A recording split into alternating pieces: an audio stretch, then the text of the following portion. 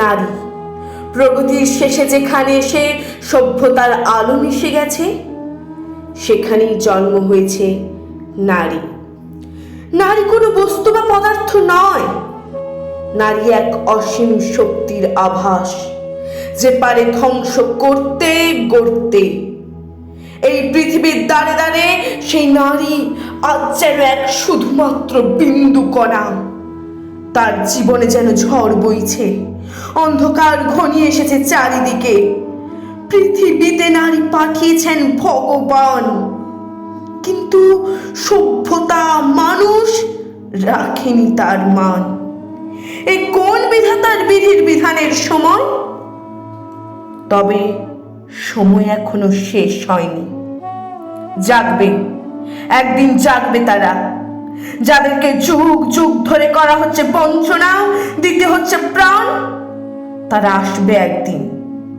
আজ যেখানে অন্ধকারের ঘন ঘটা এক রাক্ষস জাগিত চিৎকারের ভয় ভীত, সেখানে আসবে এক ওই চিৎকারকে হার মানাতে।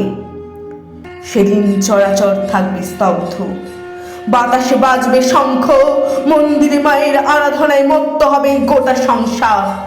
কাসর ঘন্টার আহ্বানে আসবে চিরশক্তি, সেই শক্তি যেন এক নতুন আগন্তুক। সেই হাসিতে মরবে সকল অপমান অপবাদ আর সমস্ত কলিযুগের অসুর। বিধাতার বিধান শেষ হয়নি। বিধি আজ দেখেছে নারীর মমতা, শুনেছে ক্রন্দন।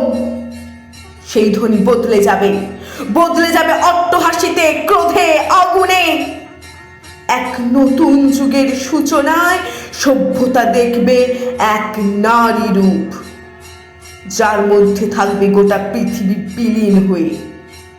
সেই দিন আগত, যেখানে সেই স্বেচ্ছাচারী স্বার্থপরেরা আগুনে জ্বলে হবে ছাই।